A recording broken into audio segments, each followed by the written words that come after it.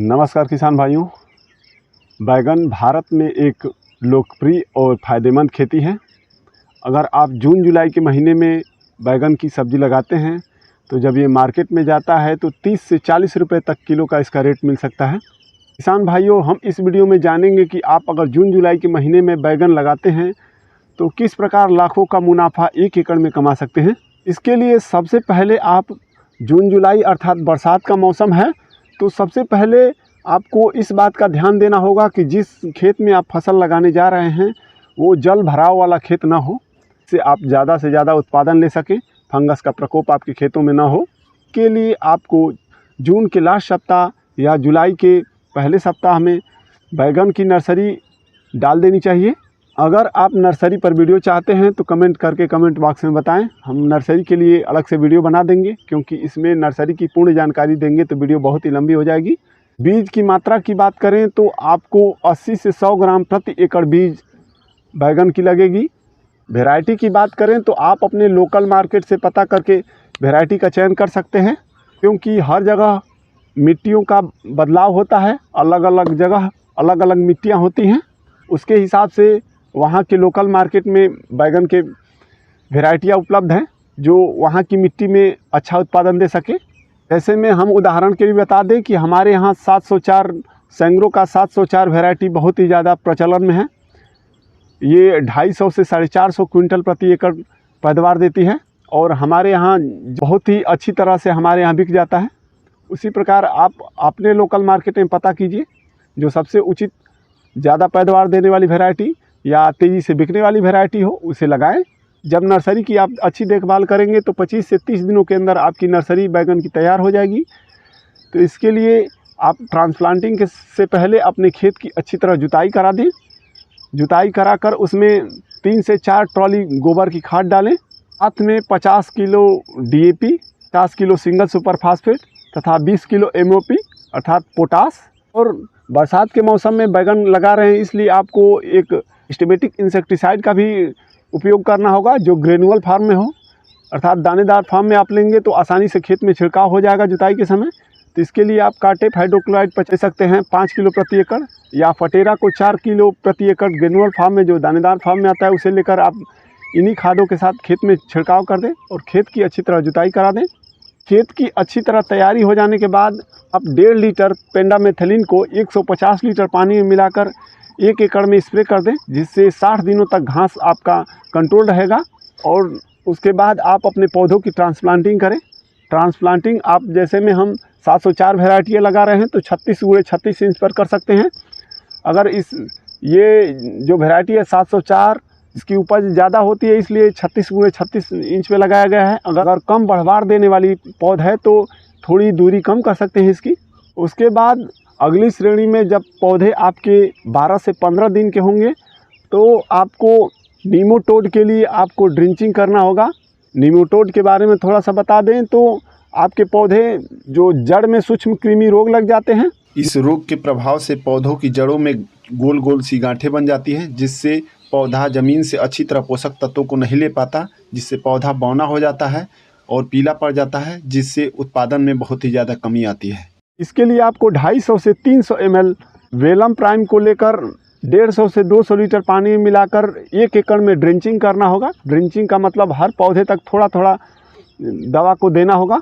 आपके खेतों में नीमोटोड का ज़्यादा प्रकोप दिख रहा है तो 500 ml वेलम प्राइम को आप 150 से 200 लीटर पानी में मिलाकर 1 एकड़ में ड्रिंचिंग करें। उसके बाद अगली श्रेणी में अगला प्रकोप आपको तना छेदक का देखने को मिलेगा। तना छेदक से आप इस प्रकार पहचान सकते हैं कि आपके पौधों के जो ऊपर के पत्ते हैं वो बीच से मुरझा जाएंगे और मुरझा कर वहीं से सूखने लगेंगे। होता यह है कि उसमें सुंडी का प्रकोप होता है, तना के अंदर सुंडी होती है। ये मक्खियों के लार्वा होते हैं जो मक्खियाँ अपना लार्वा दे देती हैं और वो तने के अंदर चले जाते हैं तथा तने के जो मेन कोशिकाएं होती है जो न्यूट्रिशन पौधों के पत्तों तक पहुंचाता है वो कोशिकाओं को खा जाती हैं, जिससे ऊपर से पत्ता मुरझा कर सूखने लगता है। इसके लिए आप ब्रॉड स्पेक्ट्रम इंसेक्टिसाइड का उपयोग कर सकते हैं, जैसे में कोराजीन का 8 ml प्रति पंप या डेलीगेट का 15 ml प्रति पंप या सेमोडीज का 20 ml प्रति पंप डालकर आप इस्तेमाल कर सकते हैं। इससे तना छेदक से अच्छा कंट्रोल देखने को मिलेगा।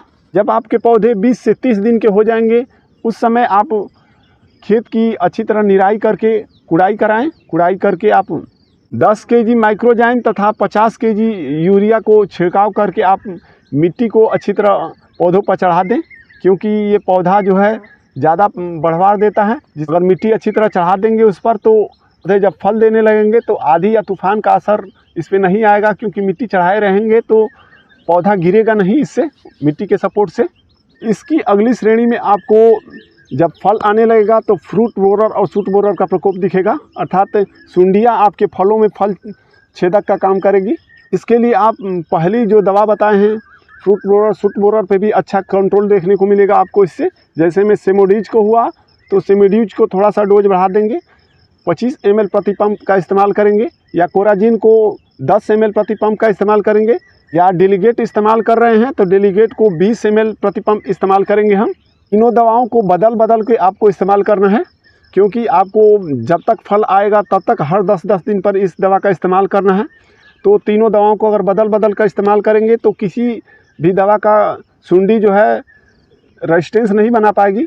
इसी की अगली श्रेणी में इसमें आपको हरा तेला और सफ़ेद मक्खी का भी प्रकोप देखने को मिलेगा।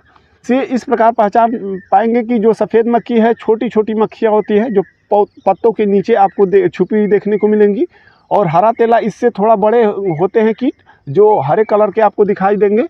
इसका नाम ही हरा तेला इसलिए पड़ा होगा कि ये हरे कलर के होते हैं, और अगर पत्तों को आप हिलाकर देखेंगे तो ये बहुत तेज़ी से आपको उड़ते दिखाई देंगे। इसके प्रकोप से आपके पत्ते पीले होने लगेंगे, क्योंकि ये रस चूसक का काम करते हैं। ये रस चूस देते हैं, क्लोरोफिल आपके पत्तों से चूस लेते हैं, जिससे आपके पौधे अच्छी तरह भोजन नहीं बना पाते, प्रकाश संश्लेषण की प्रक्रिया पूरा नहीं कर पाते, जिससे पौधे के पत्ते पीले होने लगते हैं। पैदावार में भी इससे कमी आने लगेगी। तो इसके लिए आप सुटाथियान को 50 ml प्रति पंप तथा उसमें कार्टेप हाइड्रोक्लोराइड जो 50% SP में आता है उसे 25 ग्राम मिलाकर आप प्रति पंप इस्तेमाल कर सकते हैं। ये हरा तेला और सफ़ेद मक्खी को बहुत ही अच्छी तरह कंट्रोल देगा। तथा दूसरी दवा आप कार्टेप हाइड्रोक्लोराइड को ही 50% SP में आता है उसे आप 25 ग्राम तथा 20 ग्राम प्रोफेक्स को मिला सकते हैं। उसमें प्रोफेक्स को मिलाकर इसका भी प्रति पंप इस्तेमाल करके आप अच्छा कंट्रोल कर पाएंगे हरा तेला और सफ़ेद मक्खी के लिए।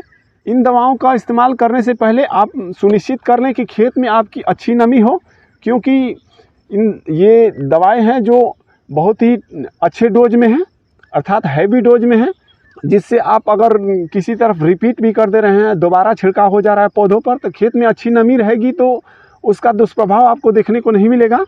तो इस वीडियो में हमने जाना कि बैगन की खेती करके आप अच्छा मुनाफा कैसे कमा सकते हैं। इस वीडियो द्वारा दी हुई जानकारी आपको पसंद आए तो वीडियो को लाइक करें, और इसी प्रकार की जानकारी के लिए आप इस चैनल को सब्सक्राइब करें और इस वीडियो को ज़्यादा से ज़्यादा शेयर करें। तो मिलते हैं एक नई वीडियो में नए टॉपिक के साथ, तब तक के लिए जय हिंद किसान भाइयों।